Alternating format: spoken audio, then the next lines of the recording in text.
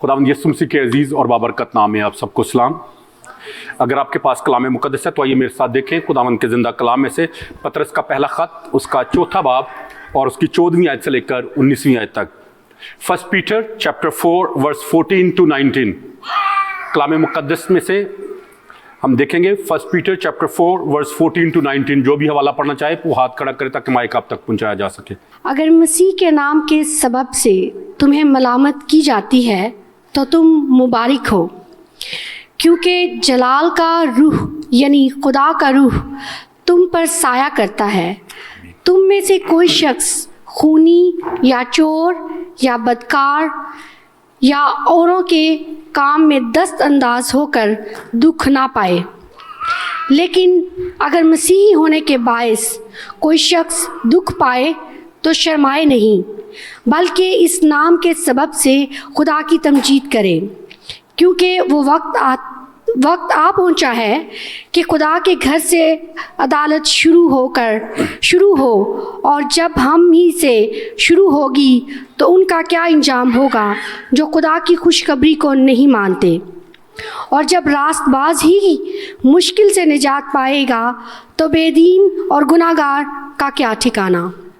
बस जो खुदा की मर्ज़ी के मुआफिक दुख पाते हैं वो नेकी करके अपनी जानों को वफ़ादार खालिक के सुपुर्द करें। खुदावंद के पाक कलाम पढ़े और सुने जाने पर उसकी बरकत हो। आमीन आमीन। खुदावंद का शुक्र हो। आज थोड़ी देर के लिए कलाम मुक़द्दस में से जो बात मैं आप सबके साथ शेयर करना चाहता हूँ उसका उन्वान है the troubles can not stop you from growing.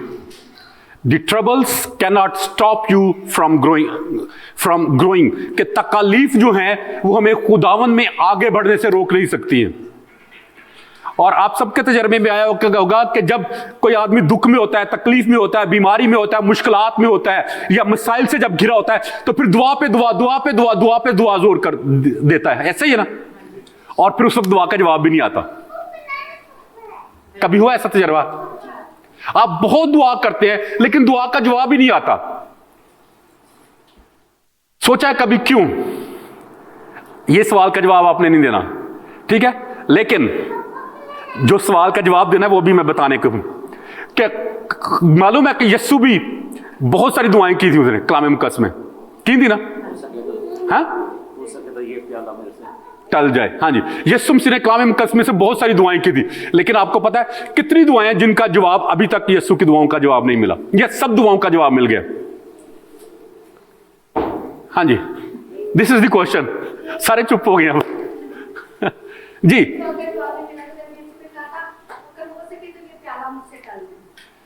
ये जवाब नहीं मिला था। ओके, एक आपने कहा एक दुआ का जवाब नहीं मिला। और कोई दुआ, कोई ऐसी जात होती हो जो खुदावंद ने की हो और उसका अभी तक आप समझते हो कि जवाब नहीं मिला? खुदावंद ने यहां पर ये देखे, ये सवाल जो है ना किया था कि अगर ये प्याला हो सके तो टल जाए, लेकिन उसमें खुदावंद की मर्जी शामिल थी, ठीक है। तो इस दुआ का जवाब ऑलरेडी मिल चुका है। और सब दुआओं का जवाब मिला है। कुछ ना कुछ तो बोले ना प्लीज। इस तरह से मुझे समझने लगे कि क्या शायद आपको समझ नहीं आ रही मैं क्या पूछना चाह रहा हूं। हाँ जी, सब दुआओं का जवाब मिला है। सिस्टर जी कह रहे हैं सब दुआओं का जवाब मिला है, लेकिन याद रखें खुदावंद यीशु, हाँ जी,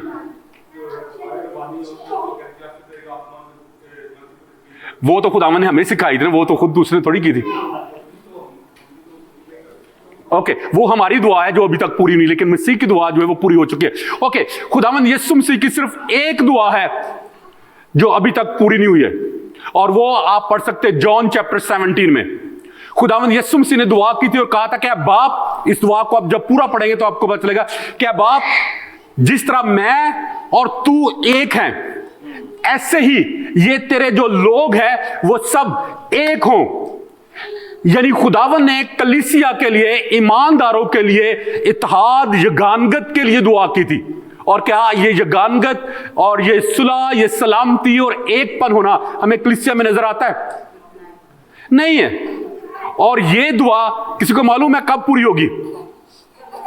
जब खुदावन यीशु मसीह खुद इस दुनिया में आएगा, क्योंकि कलाम मुकद्दस में लिखा है कि खुदावन यीशु मसीह जो है वो अमन का बानी है, he is a prince of peace, और वो ही जब आएगा तो हकीकी अमन शांति को पैदा करेगा, क्योंकि उसके अलावा कोई शख्स जो है वो दुनिया में अमन और शांति को लेकर नहीं आ सकता।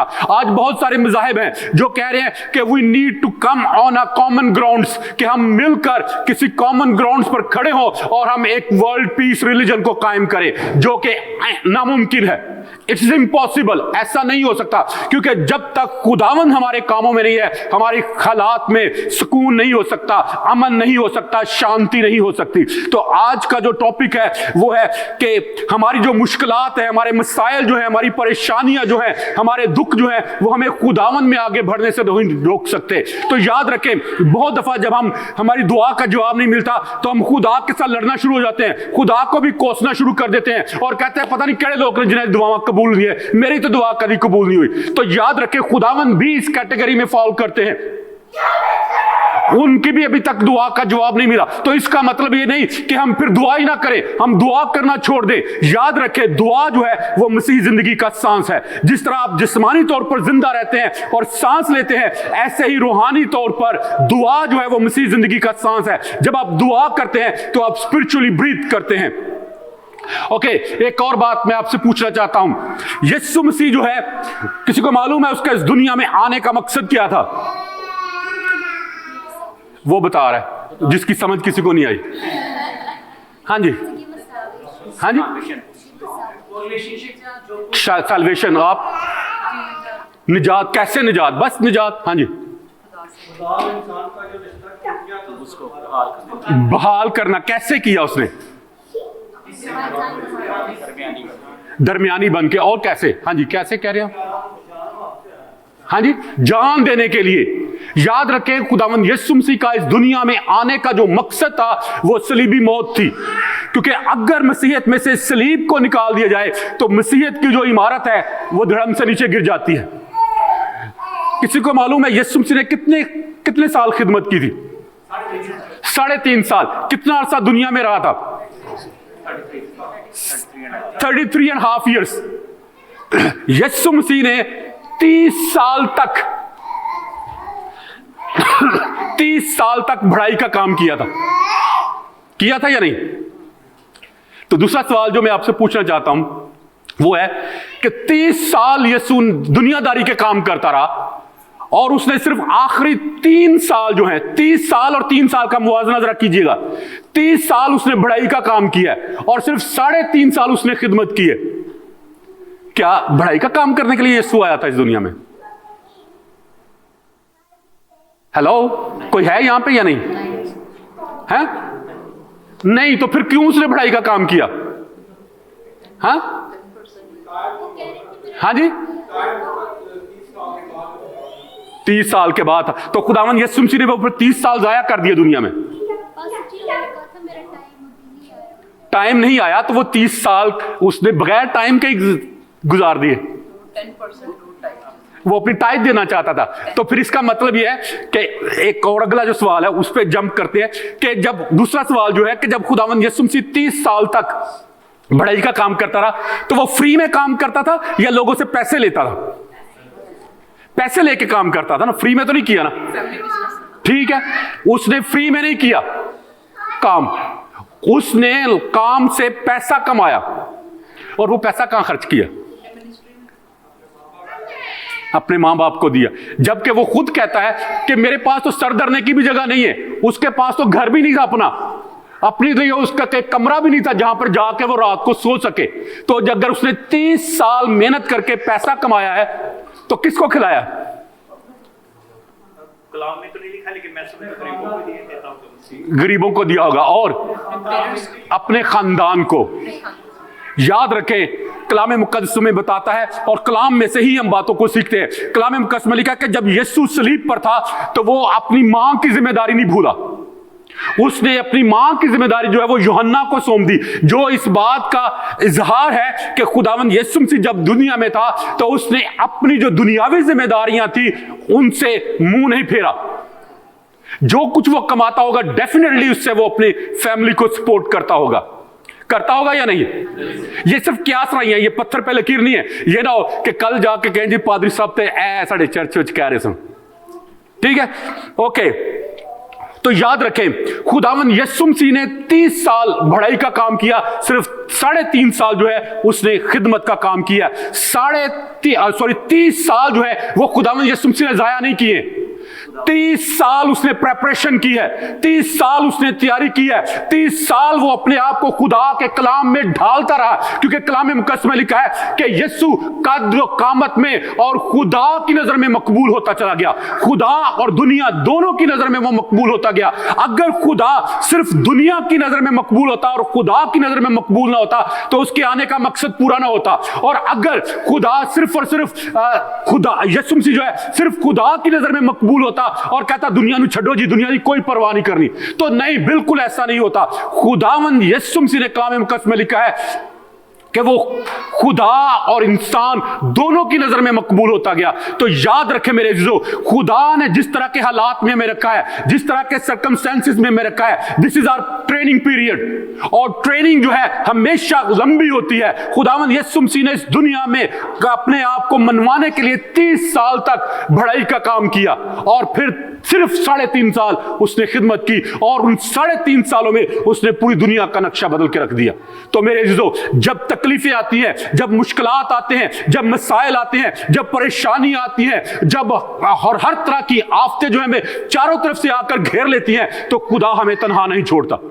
खुदा हमें तरबियत कर रहा होता है, खुदा हमें डिसिप्लिन कर रहा होता है, खुदा हमें सिखा रहा होता है और खुदा हमें अपने बेटे यीशु मसीह के हम शक्ल बना रहा होता है ताकि हम खुदा का जलाल जाहिर कर सके।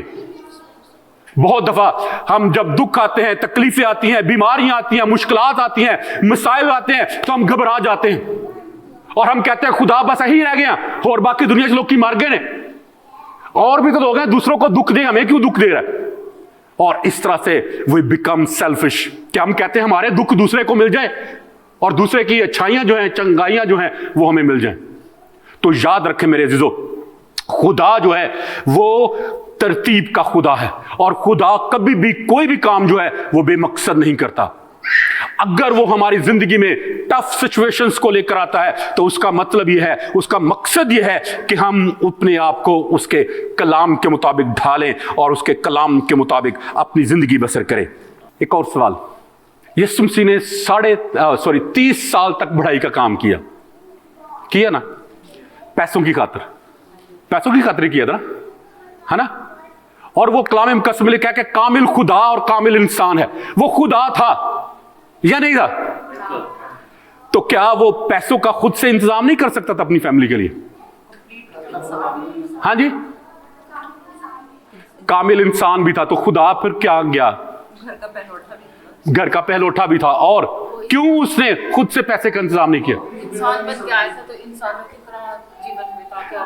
हाँ जी, कलाम मुकद्दस में लिखा है कि उसने खुदा होने को अपने कब्जे में रखने की चीज ना समझा, बल्कि कलाम मुकद्दस में लिखा है कि उसने वॉलंटरली, रजाकाराना तौर पर अपने आप को इंसानों के मुशाबे बना दिया ताकि वो हमारी फीलिंग्स को समझ सके, हमारे एहसास को समझ सके, ताकि उसको पता हो कि पैसा कमाना कितना मुश्किल है, ताकि हम जब दुआ करें तो वो हमें जवाब दे सके कि I can understand your feeling, I can understand your situation, I can understand your circumstances. ये नहीं कि खुदावन ने बस इस दुनिया में आया और एक खुदा की तरह जिंदगी बसर की और फिर वापस चला गया। नो, वो हमारी तरह आजमाया गया, हमारे तरह के हालात में से गुजरा। तो आज हम जिस तरह के मसाइल में से, परेशानियों में से, दुखों में से गुजर रहे हैं, तो याद रखें इन सब में से मसीह गुजर के गया है और आज वो मुझसे और आपसे ये चाहता है कि हम भी इनका तजर्बा करें अपने दुखों में, तकलीफों में, बीमारियों में, मुश्किलात में और टफ हालात में। खुदावन के ऊपर अपना तवक्कल और भरोसा ना छोड़ें, खुदावन के ऊपर अपनी निगाहें लगाए रखें,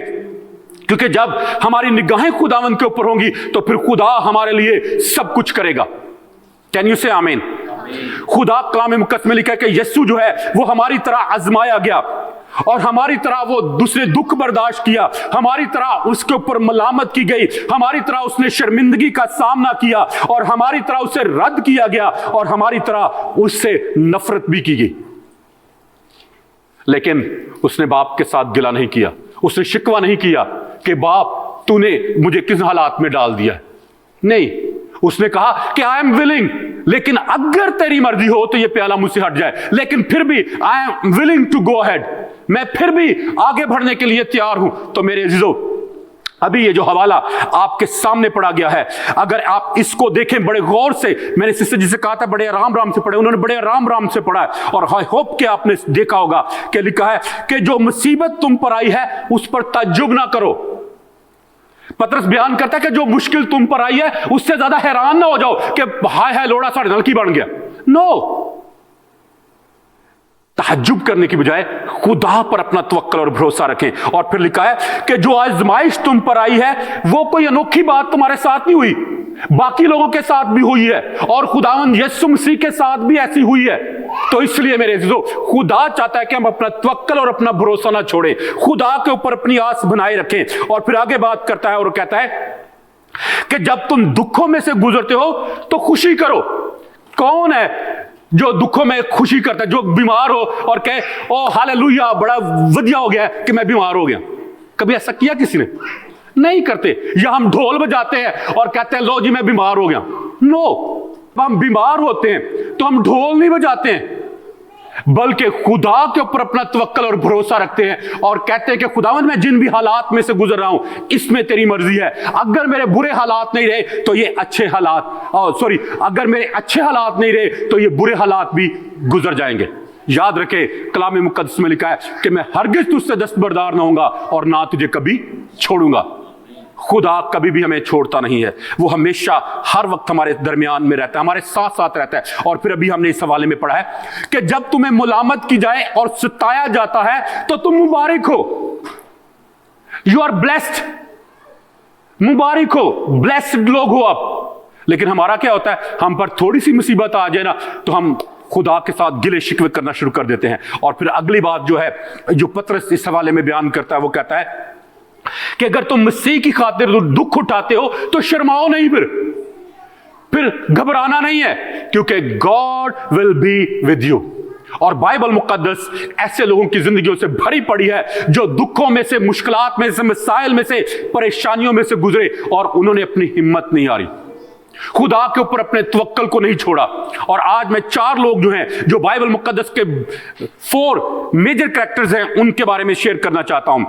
पहला जो है वो है यीशु, फिर दूसरा है मूसा, तीसरा है दाऊद, और चौथा जो है वो एलिया है। कि उन्होंने अपने दुखों में, अपनी तकलीफों में, मुश्किलात में, मसाइल में और परेशानियों में किस तरह का अपना रवैया रखा। पहला शख्स है यीशु मसीह। क्या यीशु मसीह की जिंदगी बड़ी आसान थी? सिर्फ सलीब ही हमें याद आती है, और उसके अलावा जो दुखों में से, जिस करब में से, जिस अजियत में से वो गुजरा है, हमें उसका कभी याद ही नहीं आता। आज वही चीजें जो हैं वो मैं आपके साथ शेयर करना चाहता हूं। यीशु जब अपने शहर में नासरत में आया तो कलाम मुकद्दस में लिखा कि उसके अपने लोगों ने उसे रद्द कर दिया। दे रिजेक्टेड हिम, और उसे ना सिर्फ रद्द किया बल्कि कलाम मुकद्दस में लिखा कि उसे पकड़कर पहाड़ी पर ले गए और पहाड़ी के ऊपर से नीचे गिराने की कोशिश की, उसे मार डालने की कोशिश की। और वो कह सकता था खुदावंद ने इसे वास्ते ही अपने इलाके च भेजा। No, he didn't say like this. Yeshu Masih के अपने भाइयों ने, सगे भाइयों ने खुदावंद यीशु मसीह को कबूल नहीं किया, तो उस पर ईमान नहीं लेकर आए थे। आप यूहन्ना 5 जॉन चैप्टर 7 वर्स 5 में पढ़कर देख सकते हैं। फिर यीशु के अपने भाई जो है वो उसे कहते थे कि he is out of his mind, वो बेखुद है। आप इसको पढ़कर देख सकते हैं मार्क चैप्टर 3 वर्स 21 में। वो कहते थे कि ये बेसमझ है, ये दीवाना है, इसको कुछ पता ही नहीं है। और वो उसके ऊपर ईमान लेकर आए। और फिर फक्की और फरीसी जो हैं वो कहते थे कि यीशु जो है वो बदरूहों को, बल्ज़बूल जो बदरूहों का सरदार है, बल्ज़बूल, उसकी मदद से बदरूहें निकालता है। ये तो कोई जादूगर है, हमारे दरमियान में जादू टूना करता है।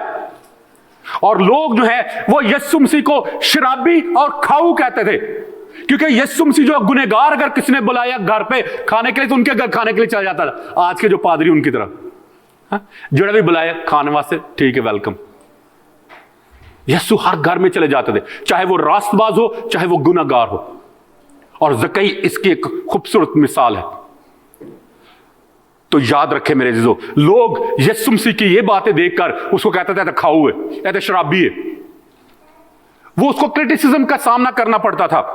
और लोग जो है वो यीशु मसीह को कहते थे कि इसके अंदर तो कोई बदरू आ गई है, ये तो बदरू गिरफ्तार शख्स है, बदरू है इसके अंदर।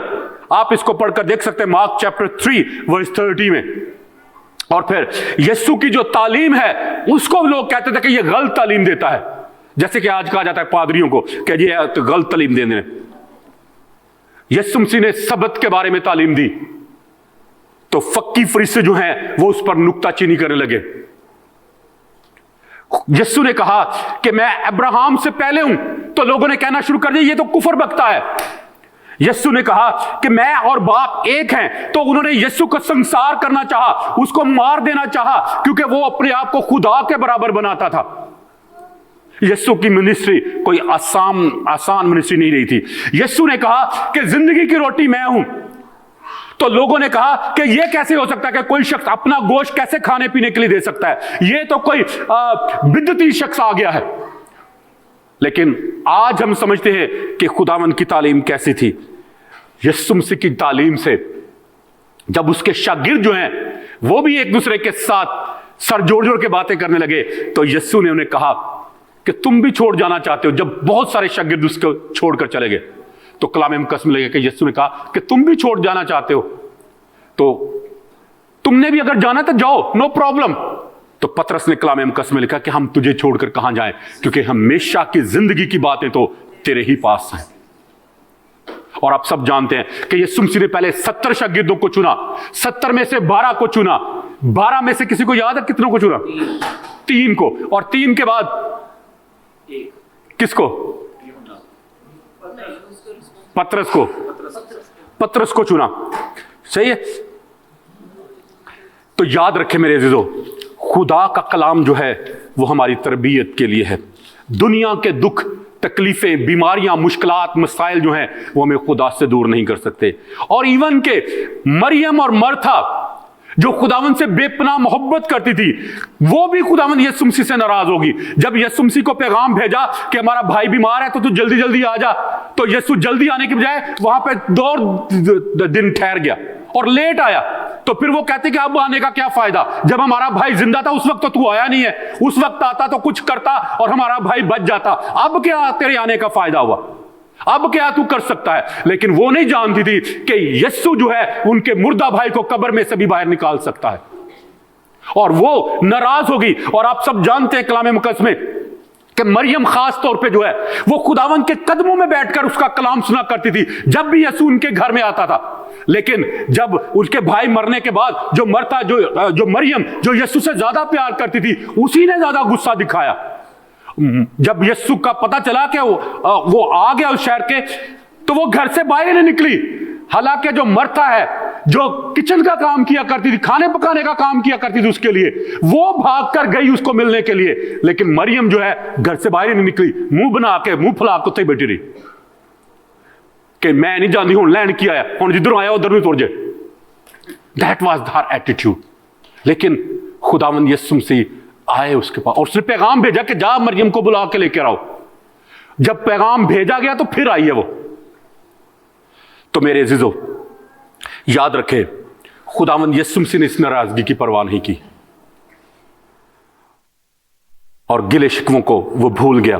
फिर आगे यीशु मसीह का जो अपना शागिर्द है, गहरा दोस्त, जिसके बारे में लिखा है कलाम मुकद्दस में लिखा है कि उसने उसका बोसा लेकर, यहूदा इस्करियोती ने उसका बोसा लेकर उसको पकड़वाया। क्या कोई तसव्वुर कर सकता है कि इतना भी कोई शख्स जो है किसी के साथ धोखा कर सकता है? यीशु मसीह की खिदमत कोई आसान खिदमत नहीं थी। और जब यीशु मसीह गतसमनी बाग में था तो कलाम मुकद्दस में लिखा कि इतना ज्यादा उसको स्ट्रेस था कि उसका पसीना जो है वो खून की बूंदें बनकर टपकने लगा था। और आज ये मेडिकल ने साबित किया है कि जब इंसान इंतहाई स्ट्रेस में से गुजरता है, डिप्रेशन का शिकार हो जाता है, एंजाइटी का शिकार हो जाता है, तो उसके ब्लड पोर जो हैं वो, उसके जो पसीने वाले जो पोर होते हैं वो खुल जाते हैं और वो उसमें से खून रसना शुरू हो जाता है। आप अंदाजा लगाएं कि खुदावंद यीशु मसीह किस करब में से गुजरा। और फिर उसने खुद इकरार भी किया। आप इसको मैथ्यू चैप्टर 26 में पढ़कर देख सकते हैं कि यीशु जब गतसमनी में था तो उसने कहा कि मैं नहायत गमगीन हूं। नहायत का वर्ड है वहां पर कि मैं नहायत गमगीन हूं। जब यीशु को अबलीस ने आजमाया तो किसी को मालूम है एंड पे यीशु को कहां ले गया था? अंगूरे पे, किंगरे पे, किंगरे पे, हैकल के ऊपर, हैकल के किंगरे के ऊपर ले गया। किसी कभी सोचा है कि हैकल के किंगरे पे क्यों लेके गया था? वो भी यीशु की खिदमत के आगाज में। हालांकि शैतान को खुदा के घर से दूर लेके जाना चाहिए ना, लेकिन इब्लीस खुद उसको खुदा के घर लेकर आया। क्यों? हाँ जी,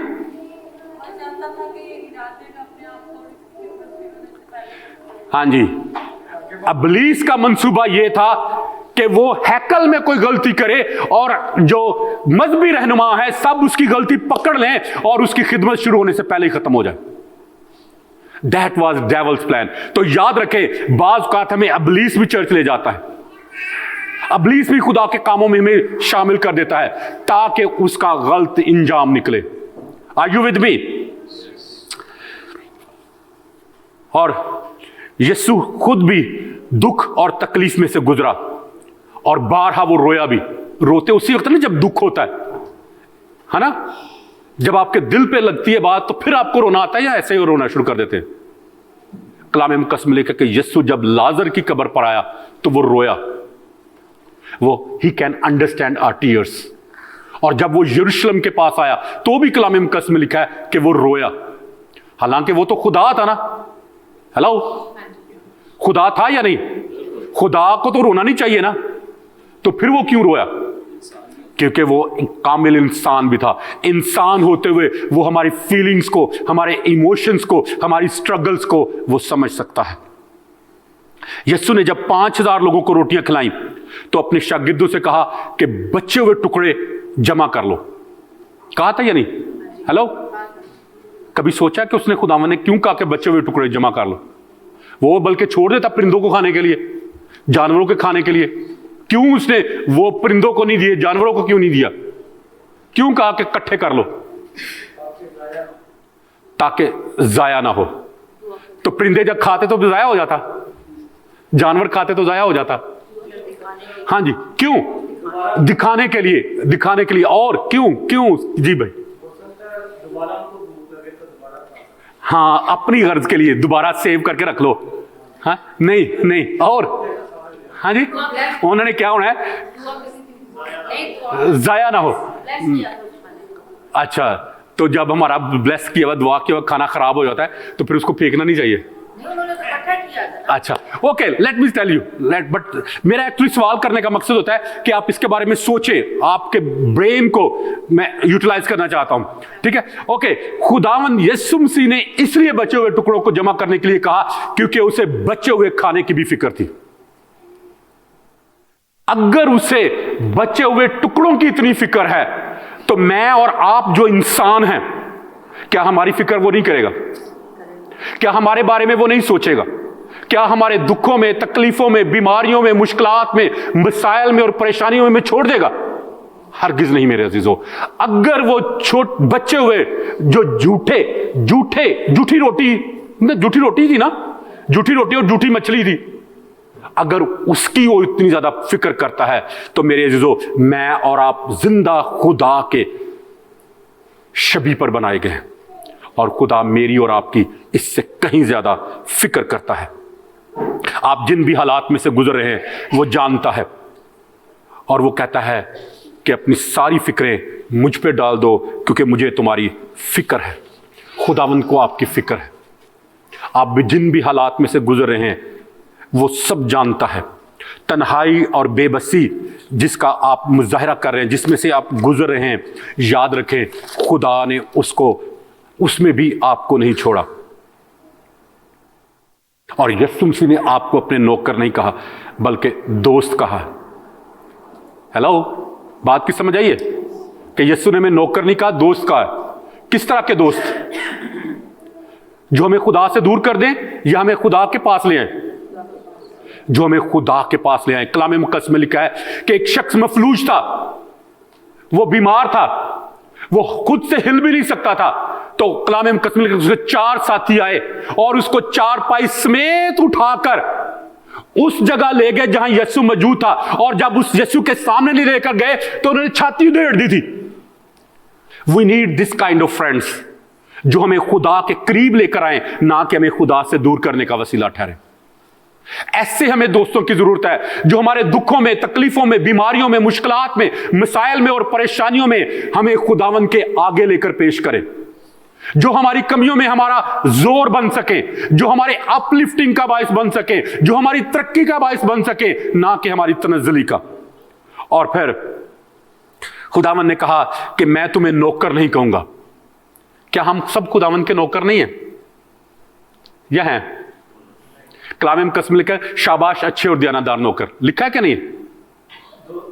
हेलो, हाँ जी, नौकर नहीं है हम, तो फिर क्या है? हम खुदा हैं। हम खुदा नहीं है, हम जिंदा खुदा के बेटे और बेटियां हैं, क्योंकि उसने कहा कि अब मैं तुम्हें नौकर नहीं कहूंगा। और कलाम मुकद्दस में कहा ओके, एक और बात, हम खुदा के बेटे बेटी हैं सिर्फ, या बाकी सारी दुनिया खुदा के बेटे और बेटियां? क्यों सारी दुनिया क्यों नहीं है?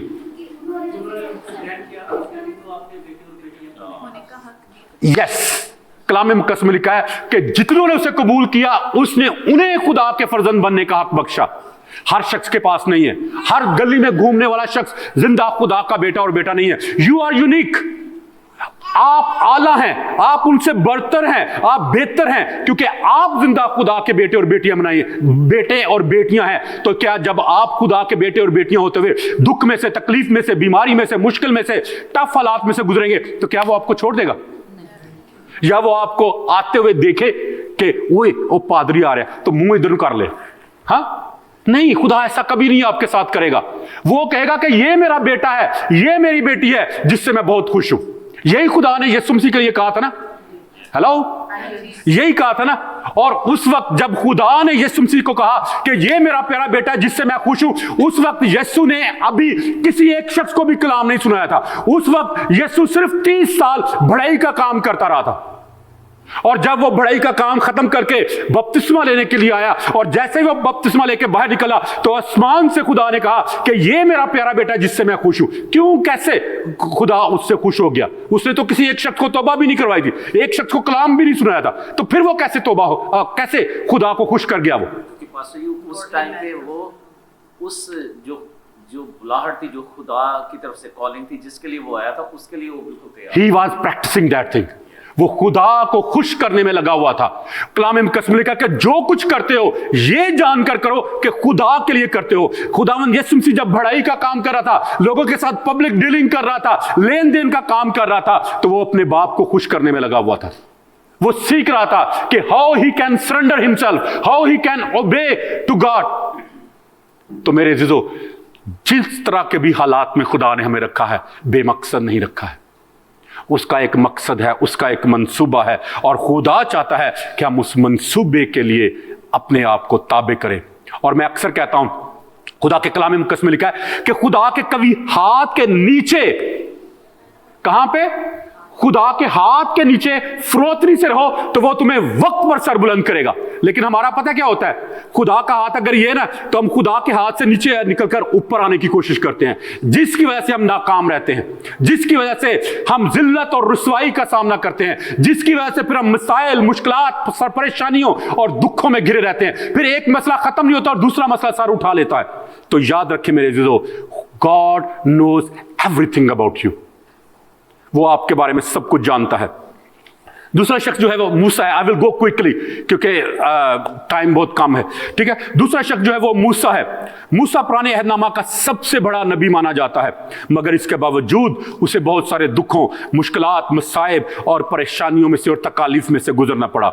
लोग मूसा की लीडरशिप से खुश नहीं थे। लोग मूसा से नाराज होकर वो उसको छोड़कर वापस मिस्र को लौट जाना चाहते थे। लोग मूसा के खिलाफ बातें करते थे। वो कहते थे कि क्या सिर्फ तू ही खुदा का नबी है, क्या खुदा सिर्फ तुझी से बातें करता है, क्या सिर्फ तू ही बखूर जला सकता है। और जब उन्होंने जलाने की कोशिश की तो कलाम मुकद्दस में लिखा है कुरा और उसके साथ 250 लोग जो मूसा के मुखालिफ खड़े हुए थे, उन सबको जमीन फटी और जमीन निगल गई, जिंदा खा गई। मरियम को नहीं, बाद में जब मूसा ने एक कुशी औरत से शादी कर ली थी तो उस वक्त हारून जो उसका भाई था और मरियम जो उसकी सगी बहन थी वो भी उसके मुखालिफ हो गए, और उस वक्त फिर मरियम को कोड़ हुआ क्योंकि वो खुदा के ममसू के खिलाफ बोल रही थी। मूसा की खिदमत कोई आसान काम नहीं थी, और जब बियाबान में आए और उन्हें पानी और खुराक ना मिला तो फिर उन्होंने मूसा के ऊपर चढ़ाई कर दी, फिर वो लोगों से तंग हुआ और फिर उसने खुदा को पुकारा। तो मेरे अज़ीज़ों, खिदमत का काम जो है वो आसान काम नहीं है। दुख, तकलीफें, बीमारियां, मुश्किलात, परेशानियां हर जगह हमें घेरे रहती है। ये नहीं कि जो पादरी ने उन्होंने किसी भी फिक्र ही नहीं, हाँ, वो सुबह उठते ने अपनी जॉगिंग कर देने, खेडते कूदते ने, शाम ਨੂੰ सौ जाने जाके, एतवार ਨੂੰ आके अद्धे घंटे का कलाम सुनाते ने ते बस बल्ले बल्ले। हाँ, no, that is not true. और फिर एलिया के बारे में आप जानते हैं, एलिया को मूसा के बाद जो है वो दूसरा पुराने अहदनामा का सबसे बड़ा नबी माना जाता है, मगर वो भी मुश्किलात, मसाइल, परेशानियों, दुखों, तकलीफों से आजाद नहीं रहा। आप देख सकते हैं 1 किंग्स चैप्टर 19 वर्स 3 और 4 में कि वो डर और खौफ की वजह से अपनी जान बचाकर भागा। जब अखयब की वजह से उसे और उसकी बीवी इजबल की वजह से उसने बहल के जितने भी वो सारे पुजारी थे, उसके जो प्रीस्ट थे, उन सबको जब कत्ल करवा दिया, तो फिर जब उसको पता चला ना कि अब मेरी बारी है, तो फिर वो वहां से भागा। तो याद रखें मेरे अजीजों, खुदा जो है वो आपके लिए सब कुछ करना चाहता है। और फिर खुदा ने कहा अच्छा चल ठीक है, तो डरना तो दौड़ के ना तो क्रीत के नाले के पास चला जा, वहां पे जाकर रह, और मैंने किन को हुक्म दिया कि तेरे लिए खुराक का इंतजाम करें? कौवों को, जो हाथ से छीन के भाग जाते हैं, उनको कहा है कि वो तेरे लिए खुराक का कहेंगे। कहता होगा बेचारा, खुदा मेरे ना करन की डिया, मेरे ना मजाक करन डिया, वो मेरे हाथों रोटी खा खो के लै जाएंगे तो मैनू लिया के कितों देंगे। लेकिन उस तन्हाई के आलम में भी उसने खुदा पर तवक्कल और भरोसा रखा, और फिर 3 साल तक बड़ी नहायत शर्मिंदगी में उसने जिंदगी बसर की। किसी को मालूम है क्यों? 3 साल तक उसने कोई कपड़े नहीं पहने, इसलिए उसको नेकेड प्रॉफिट कहा जाता है, नंगा नबी कहा जाता है। 3 साल तक उसने बगैर कपड़े जिंदगी गुजारी, क्योंकि खुदा ने उसे ऐसा करने के लिए कहा था। और एलिया जो है, आप इसको पढ़कर देख सकते हैं 1 किंग्स चैप्टर 19 वर्स 3, 4, 10 और 14 में, कि जब वो नहायत स्ट्रेस, एंजाइटी और फ्रस्ट्रेशन का और डिप्रेशन का शिकार हो गया, तो वो अपने लिए मौत मांगता है। वो कहता है खुदा हुण तू मैनू मार ही दे, मैं तो मर जावे, सही है, मेरे वास्ते मर जाना ही बेहतर है। वो अपने लिए मौत मांगता है। तो याद रखिए, एक नबी किस तरीके से दुख, तकलीफ, बीमारी, परेशान, नॉट सिकनेस, लेकिन टफ हालात में जब वो परेशान हो सकता है, तो फिर मैं और आप किस बात की मूली है? जब दुख आते हैं, तकलीफें आती हैं, बीमारियां आती हैं, परेशानी आती हैं, फिक्रें होती हैं, तो नेचुरल है ये परेशान हो जाना, फिक्रमंद हो जाना एक नेचुरल चीज है। लेकिन उस नेचुरल चीज को खुदावंद के ताबे कर दें तो खुदा उसमें भी आपको सरफराजी बख्शेगा। कैन यू से आमीन? फिर अगला शख्स है दाऊद। बाइबल मुकद्दस में लिखा है कि दाऊद जो है वो खुदा के दिल के मुआफिक शख्स था। Man after God's own heart, खुदा के दिल के मुआफिक शख्स था। मगर जिस कदर ज्यादा तकलीफ, मुश्किलात, मसाइल और परेशानियों का उसने सामना किया, शायद ही किसी और ने किया हो। दाऊद खुदा के लिए घर बनाना चाहता था, मगर खुदा ने उसे रद्द कर दिया कि नहीं, तू मेरे लिए घर नहीं बना सकेगा। पता क्यों? क्योंकि तेरे हाथ जो है वो खून आलूदा है, तेरे हाथ खून आलूदा है। तो वो कह सकता था ना कि खुदावंद इसमें मेरा क्या कसूर, इसमें मेरी क्या गलती है? तूने ही तो कहा था कि इस मुल्क के ऊपर जाकर कब्जा करो, और तूने ही कहा था कि जाके जंगें लड़ो, और हर जंग पर जाने से पहले मैं तुझसे तो पूछ के जाता था, तेरी मर्जी से जो जाता था, और अब तू मुझे ही रद्द कर रहा है। No, he didn't complain. उसने उसको खुदा की मर्जी कबूल करके अपने आप को खुदा के ताबे कर दिया। और जब खुदा के हम अपने आप को ताबे करते हैं ना, तो फिर खुदा हमें सरफराजी देखता है। एक शख्स की स्टोरी है, एक शख्स के 2 नौकर थे, और एक जो है वो बहुत ताबेदार था, बहुत फर्माबरदार था, जो कुछ उसको कहता था वो फौरन करता था, और दूसरे जो मुलाजिम थे वो कोई इतनी उसकी सुनी और अनसुनी कर देते थे। तो इसलिए वो उसको सबसे ज्यादा प्रायोरिटी देता था, उसको दूसरों से ज्यादा अहमियत देता था। तो एक दिन वो सारे जमा होकर आए और उससे कहा कि क्या वजह है जी कि हम भी तो सारे नौकर हैं, हम भी तो काम करते हैं, इसको इतनी ज्यादा अहमियत क्यों देते हैं जैसे भाई जशवा को? Sorry, just joking. ओके, तो उसको क्या कहा कि उसने कहा ठीक है, वो एक हीरा लेके आया और उसने अपने उस मुलाजिम को दिया और उसको कहा कि इसको जमीन पर मार के तोड़ दे। तो उसने उसको उठाया, दीवार के साथ मार के उसको तोड़ दिया। तो उसने कहा ये क्या किया तूने, इतना कीमती हीरा तूने तोड़ दिया? तो उसने कहा सॉरी, माफ कर दे, गलती हो गई। यह है ताबेदारी का लेवल, यह है पालूस की ताबेदारी, दाऊद की ताबेदारी का लेवल। दाऊद जिस तरह के भी हालात में था, वो खुदा के ताबे रहा, खुदा का फर्माबरदार रहा। तो याद रखें मेरे अज़ीज़ों, जब हम भी 100% खुदा की ताबेदारी करेंगे तो फिर सरफराजी, सरबुलंदी, तरक्की जो है वो हमारी जिंदगियों का हिस्सा होगी। कैन यू से आमीन? दाऊद ने कहा कि साम 34 वर्स 19 में कि सादक की मुसीबतें बहुत हैं, लेकिन खुदावन उसको उन सब से रिहाई देता है। कितनी मुसीबतों से रिहाई देता है? आधी से, सब से, ऑल, सब, और सब में हर चीज शामिल है। दाऊद का खानदान जो है, अपना खानदान उसका जो है, वो दूसरों के लिए कोई अच्छी गवाही नहीं था बना। आप सब जानते हैं कि दाऊद के अपने ही एक बेटे ने बाकी सारे अपने भाइयों को कत्ल कर दिया। दाऊद के अपने ही एक बेटे ने अपनी बहन के साथ बदफेली की, और दाऊद के अपने ही एक बेटे ने अपने ही बाप का तख्त उल्टने की कोशिश की, उसको मारने की कोशिश की। और दाऊद की अपनी भी गवाही जो है वो खराब हुई जब लोगों को पता चला कि उसके बैत सबा के साथ नाजायज ताल्लुकात हैं। और फिर जो लोगों को और ज्यादा खराब हुई गवाही जब लोगों को पता चला कि इसी शख्स ने ओरिया को, जो उसका शोहर है, उसको कत्ल भी करवा दिया है। और आप देखें, एक कातल, एक ज़नाकार जो है, वो खुदा कहता है कि मेरे दिल के मुआफिक है। क्या ऐसा हो सकता है? कैसे हो सकता है? हम भी ऐसा करना शुरू कर दें? माफी मांगना ही पड़ेगा। हाँ जी, दैट इज द सीक्रेट। हाँ जी, जब खुदा ने उसको कहा तो खूनी है, तो यही वजह थी, क्योंकि जान तो साफ बादशाह करते थे, लेकिन ये खून उस पे आया था, उसने उसको माफ किया था। हाँ जी, ओके। याद रखें, अभी जो बात हो रही है वो हो रही है खुदा के दिल के मुआफिक होने की। आपने जो बात की है बिल्कुल सही है, लेकिन अभी जो मैं बात कर रहा हूं वो ये है कि खुदा के दिल के मुआफिक एक कातल कैसे हो सकता है, एक खूनी कैसे हो सकता है? इसका सबब यह है कि वो अपने गुनाह पे अड़ा नहीं रहा, उसने उसकी माफी मांगी, खुदा के सामने गिड़गिड़ाया और रोया। और आपने साम 51 है, इसको घर जाकर जरूर पढ़िएगा। जब आप पढ़ेंगे तो आपको दाऊद के दिल की कैफियत पता चलेगी कि किस दुख के साथ, किस करब के साथ उसने खुदा के सामने माफी मांगी।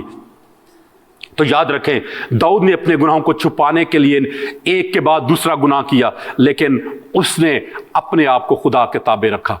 उसने मर्दमशुमारी करवाना शुरू कर दी, और जब मर्दमशुमारी करवाई, सेंसस जिसको कहते हैं, लोगों की कैलकुलेशन, काउंटिंग करना शुरू कर दी, तो कलाम मुकद्दस में लिखा कि उसके इस गुनाह की वजह से कितने लोगों की जान गई, कितने लोगों की जान गई। लेकिन खुदा उसको कहता कि ये मेरे दिल के मुआफिक है। तो याद रखें, हम खुदा के दिल के मुआफिक होकर भी दुखों, तकलीफों, बीमारियों, मुश्किलात, मसाइल और परेशानियों में से गुजर सकते हैं। इसका मतलब ये नहीं कि अगर हम चर्च जाने वाले लोग हैं, दुआ करने वाले लोग हैं, दुआ और रोजे में ठहरने वाले लोग हैं, कलाम पढ़ने वाले लोग हैं, तो हम पर दुख नहीं आएंगे। अगर यीशु पर आए हैं, अगर मूसा पर आए हैं, अगर दाऊद पर आए हैं, अगर एलिया पर आए हैं और वो इस तरह के हालात में से गुजरे हैं, तो फिर मैं और आप किस बात की मूली है? याद रखें मेरे अजीजों, दुख, मुसीबतें, मुश्किलात, मसाइल, परेशानियां इस जिंदगी का हिस्सा हैं। ये आते हैं और चले जाते हैं, लेकिन जरूरी यह है कि हम उन हालात में अपना तवक्कल और अपना भरोसा जो है वो खुदावंद पर बनाए रखें। और हमारा रवैया ये होना चाहिए कि हम खुदा की शुक्रगुजारी करते रहें और कहते रहें कि खुदावंद मैं जिन भी हालात में से गुजर रहा हूं मैं तेरी शुक्रगुजारी करता हूं। और हमें मजबूत बनाने के लिए हैं ये दुख, ये तकलीफें, ये बीमारियां, ये मुश्किलात, क्योंकि हमें रूहानी तौर पर कमजोर करने के लिए नहीं है। ये हमारे गुनाहों की वजह से बाज़ औक़ात आते हैं और बाज़ औक़ात ये खुदा की मर्जी से आते हैं, जैसा अभी हमने इस हवाले में भी पढ़ा। मैं इस आयत को आपके लिए दोबारा से पढ़ देता हूं। बस जो खुदा की मर्जी के मुवाफिक दुख पाते हैं, हेलो प्लीज गौर से सुने, लिखा है बस जो खुदा की मर्जी के मुवाफिक दुख पाते हैं वो नेकी करके अपनी जानों को वफादार खालिक के सुपुर्द करें। हमारे गुनाह जो हैं वो हमें खुदा के करीब भी लेकर आ सकते हैं और खुदा से दूर भी लेकर जा सकते हैं। हमारे दुख, तकलीफें, बीमारियां और मुश्किलात हमें खुदा के करीब भी लेकर जा सकती हैं और खुदा से दूर भी लेकर जा सकती हैं। मेरे अजीजों, खुदा चाहता है कि हम इन दुखों से, इन तकलीफों से, इन बीमारियों से, इन मुश्किलात से और मसाइल से घबराएं नहीं, बल्कि खुदावंद पर तवक्कल करें, क्योंकि दाऊद यही कहता है, अच्छा हुआ मैंने दुख उठाया ताकि मैं तेरे आयन सीख जाऊं। तो मेरे अजीजों, खुदा हमारे लिए बेहतरी चाहता है, बढ़ोतरी चाहता है, तरक्की चाहता है, खुशहाली चाहता है और हमारी तरबियत करना चाहता है। इसलिए वो दुखों को, तकलीफों को, बीमारियों को, मुश्किलात को और मसाइल को हमारी जिंदगियों में आने देता है। आइए हम सब अपने सरों को झुकाएं और दुआ करें और खुदावंद से कहें कि खुदावंद तू मुझे फजल दे कि ये दुख, ये तकलीफें, ये बीमारियां, ये मुश्किलात, ये मसाइल और ये परेशानियां मुझे तुझसे दूर ना कर सकें, बल्कि और ज्यादा तेरे दिल के करीब लेकर आ सकें। आइए हम दुआ करें। हालेलुया। खुदावंद कायनात के बादशाह, मैं तेरी शुक्रगुजारी करता हूं कि तू वादों का सच्चा खुदा है और तेरे तमाम वादे हां के साथ हैं। ऐ बाप, इस वक्त मैं इन तमाम अजीजों को खुदावंद, खुदा बाप, खुदा बेटे और खुदा रूहुल कुद्स के नाम से तेरे हजूर में, तेरे सुंदर कदमों में पेश करता हूं और इनके लिए तुझसे बरकत, सलामती, बढ़ोतरी, तरक्की और खुशहाली की दुआ मांगता हूं। और मैं इनके सारे दुखों को, तकलीफों को, बीमारियों को, परेशानियों को और मुश्किलात को यीशु के नाम से बताऊं कि लानती कमी और कमजोरियों छोड़ दो इन जिंदगियों को और खानदानों को, ताकि खुदावंद इन जिंदगियों से, इन खानदानों से तेरा जलाल जाहिर हो और खुदावंद ये खानदान तुझ में बढ़े, तुझ में तरक्की करें और तेरे नाम को इज्जत हो।